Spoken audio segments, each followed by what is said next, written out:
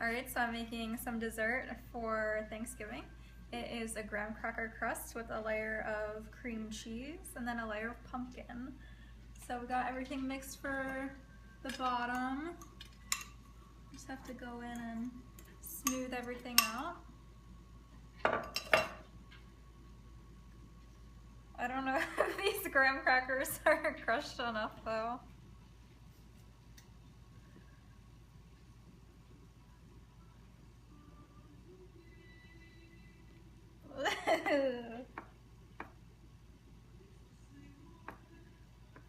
Okay, that's good. Alright, it's time for the cream cheese side. Okay.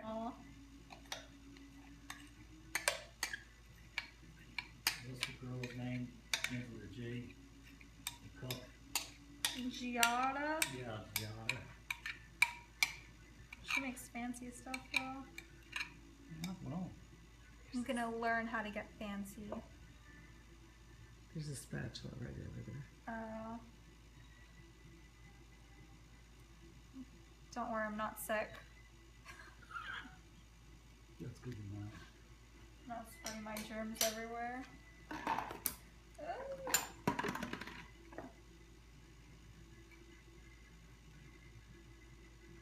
get the lick spatula when it's done. Okay.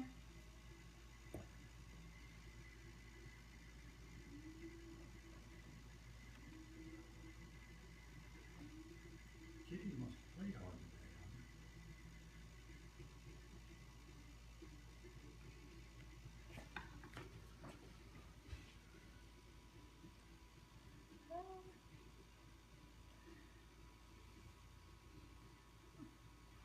Alright, I think it's pretty even.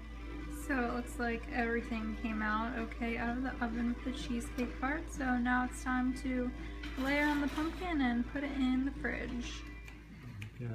Okay, so we're gonna try a little trick that we saw online about separating the egg yolks. So we'll go ahead and try it now.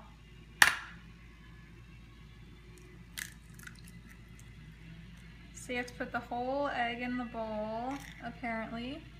And you're supposed to use a water bottle. As you can see, it's already failed. Turn.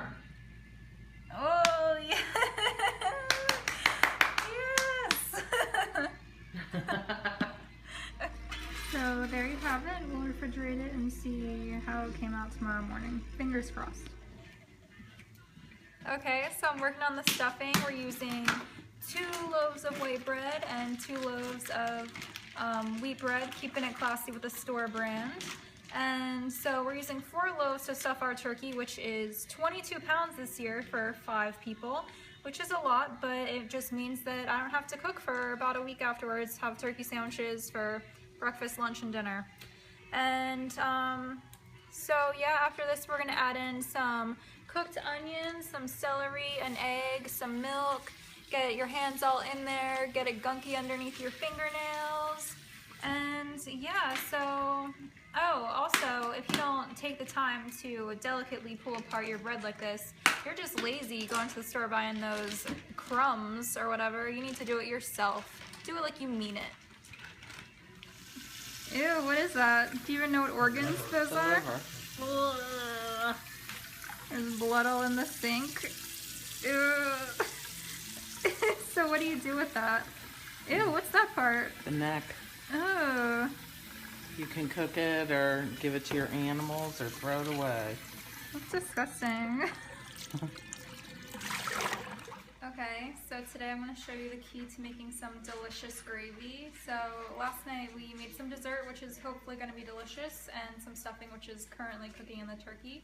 So firstly, the beginning to making your awesome gravy is peeling some potatoes. And these ones are pretty small this year, so I'm kind of afraid I'm going to slice my hand open, but I'll be careful.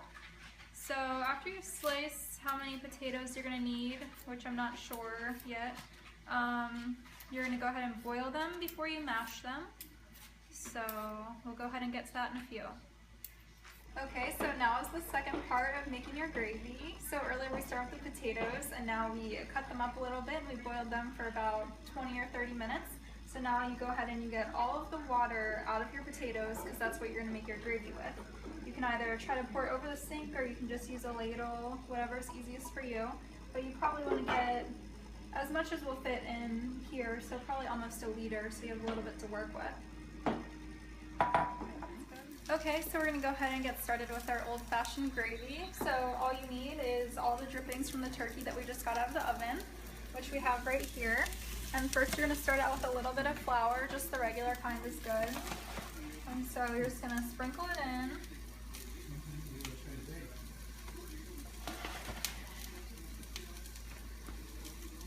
You have to start mixing it. Make sure there aren't any big lumps in there.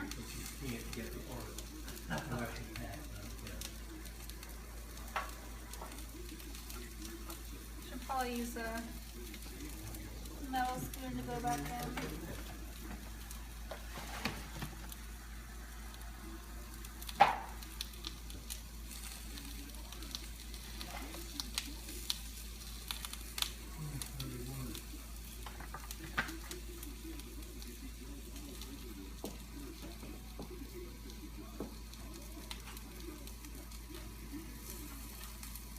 Alright, so it gets a little pasty, but that's what we save the potato water for.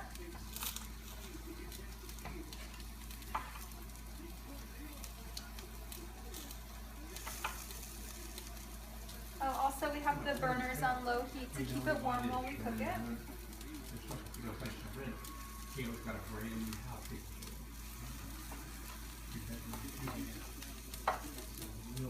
you think it needs more flour or a little bit more?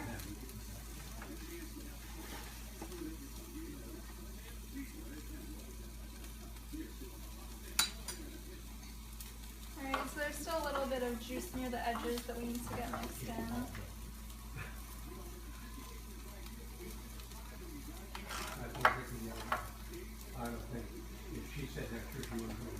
I think it's mixed in pretty well. So we'll go ahead and use some of our potato water.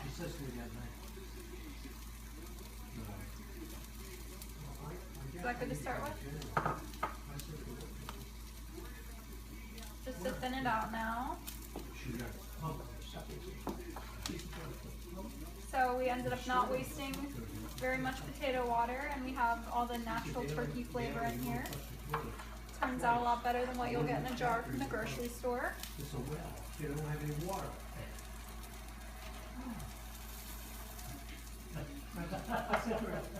So we'll go ahead and make sure that we just have the right balance of flour and water, and we'll go ahead and put it in a gravy boat and use it with our dinner. Okay, so after we've had it on for, I don't know, maybe 10 minutes, we got it bubbling, we put in all the potato water, and it looks like most of the gunk off the bottom has kind of turned to liquid, so we got that nice dark brown flavor. And since it was bubbling a little bit, we have all of the raw flour taste out, so it's nothing but delicious turkey gravy now. Alright, this is my granddad. He taste tests everything, and he's a foodie and not afraid to tell you if things don't turn out well. So he's just trying the stuffing we made last night. So what do you say? How did it turn out? Delicious.